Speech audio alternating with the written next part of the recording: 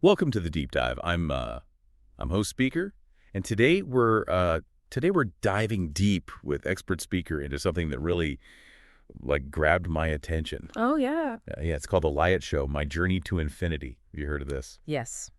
I've been following Layet's work for some time now. It's definitely an ambitious project. Ambitious is an understatement, right? Right. It's not just a podcast or a blog. It's like her whole creative journey all wrapped up into one. Exactly. And she describes it as a journey unfolding across timelines, which I think is such a cool way to think about it. Like, imagine a tapestry woven from history, music, science, even entrepreneurship, all of these threads connected in unexpected ways. It's like she's building a bridge between all these different worlds, And this unfolding across timelines thing, it really makes you think about how our own lives are shaped by these bigger forces. Absolutely.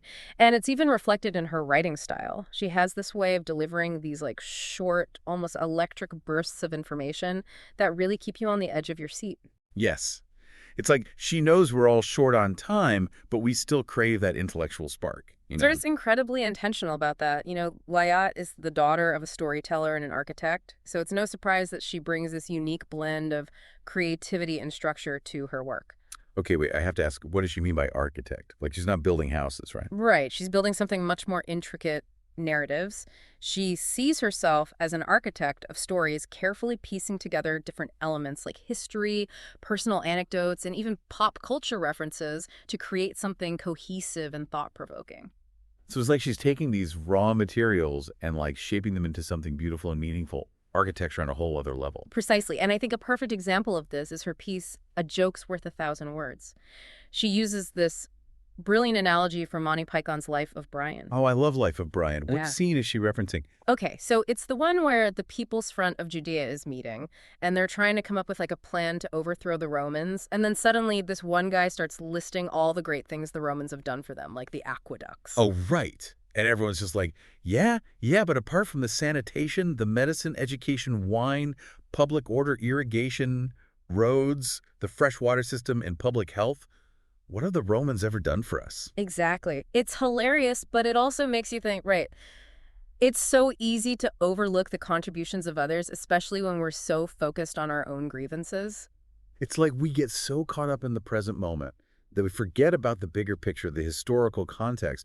And Liat uses this seemingly simple scene to make such a powerful point. Right, and this is where her architectural mind really shines through. She takes this comedic moment and builds an entire argument around it. So how does she connect this back to the Liat show? She's drawing a parallel between how we often dismiss the value of things, just like those characters dismiss the Romans, and how people might overlook the value of her own project. She's arguing that just like those Roman contributions, her work might not be instantly recognizable as groundbreaking, but it has the potential to make a real impact. It's like she's saying, hey, don't dismiss this too quickly. There's more here than meets the eye. Exactly. And then she takes it a step further by connecting this idea to the British mandate in Palestine after World War I. Now, this is where it gets really interesting. How does she link ancient Rome to 20th century British rule? Well, it might seem like a jump at first, but she actually does it seamlessly. She argues that even though the British and French had their imperial ambitions in the Middle East, they also kind of recognized the need for development in the region. So they invested in things like education, infrastructure, trying to bolster local economies. So she's highlighting those complexities of history, showing that it's not always so black and white. Just like with the Romans, there's more to the story than just the dominant narrative. Exactly. And it's important to remember that Liat's not trying to excuse colonialism or any injustices, but she is prompting us to look deeper, acknowledge the nuances and complexities of history, and then to see how those complexities continue to shape our world today. It's like those optical illusions where you see one thing, but then you look closer and realize there's a whole other image hidden within it. And that hidden image can completely change your perspective. I love that analogy. You're spot on. It's about challenging our assumptions and being open to different interpretations. And that's what makes the Liat show so captivating. It's not just about the information itself, but it's how she presents it. Yeah. How she challenges us to think differently about the world around us. Absolutely. She's a master at weaving these intricate connections, and she does it all while being incredibly entertaining. Okay, so we've talked about the Romans, the British Empire. But there was something else about Life of Brian, something about the production of the film, right? You're remembering correctly. Lyatt brings the whole thing full circle by sharing this amazing anecdote about how Life of Brian was almost shut down because of a lack of funding. Oh, no. I hate when that happens.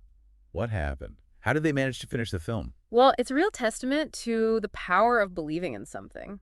Yeah. Apparently, George Harrison of the Beatles was such a huge fan of Monty Python that he stepped in to save the day. No way. He personally funded the rest of the film. He did. Legend has it that he mortgaged some of his properties just so he could see the film get made. Wow, talk about a dedicated fan. But how does Lyatt connect this back to her own work? Well, she sees a parallel between her project and Life of Brian. You see, both are incredibly unique, potentially groundbreaking, but they face challenges getting off the ground. So she's essentially asking her audience to be her George Harrison, to recognize the potential in her work and support her journey. So she's not just asking for subscribers. She's asking people to believe in her vision, to become part of something bigger. Exactly. And I think that's what makes her approach so compelling. It's not just a transaction, it's an invitation to join a community, to be part of a shared experience. And to maybe even play a part in bringing something truly special into the world. You've hit the nail on the head. You've been following Lyatt's work for a while now. What stands out to you about her approach?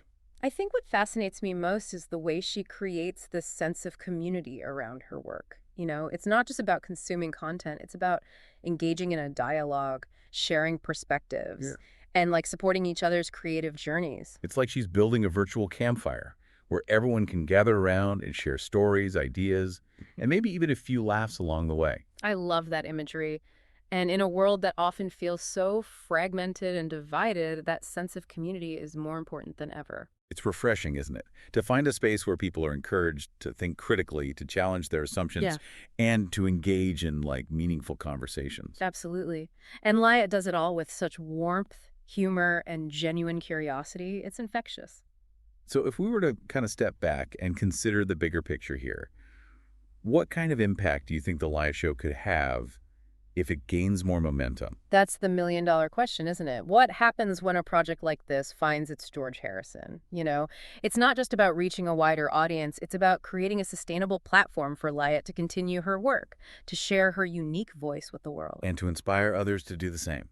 To be bold, to be creative, and to build something meaningful. Precisely. It's about recognizing that we all have something valuable to contribute, and that by supporting each other, we can create something truly extraordinary. This has really got me thinking. What does this all mean for someone who's listening right now?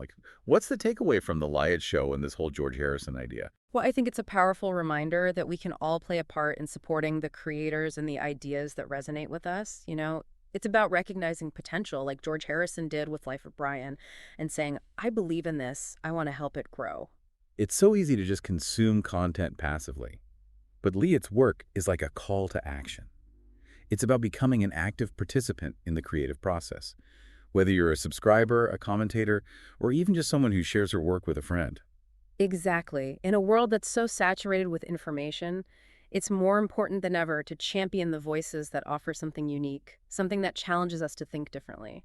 When I was exploring Lyatt's work, I was really struck by how she weaves together history, music, personal anecdotes. It's like she's building a bridge between the past, present, and future. That's a fantastic observation. Her work does have this incredible sense of timelessness. She connects us to our shared history, those cultural touchstones that kind of bind us together, while also pushing us to imagine new possibilities for the future. And the best part is she's inviting all of us to be a part of that journey, to join her in this unfolding story and help shape where it goes next. It's an invitation worth considering because when we invest in creativity, in originality, we invest in a richer, more vibrant future for everyone. This deep dive into The Lyatt Show has been incredibly thought-provoking. We've explored how she masterfully connects history, culture, and personal stories. We've talked about how she uses pop culture to make her message relatable and the importance of audience support, and how we can all be George Harrisons in our own way. If you're intrigued and want to explore further, I encourage you to check out Lyatt's work on Substack. It's called The Lyatt Show, My Journey to Infinity. You won't regret it. It's a journey worth taking. This has been The Deep Dive. Thanks for joining us. Until next time, keep exploring, keep questioning, and keep diving deep.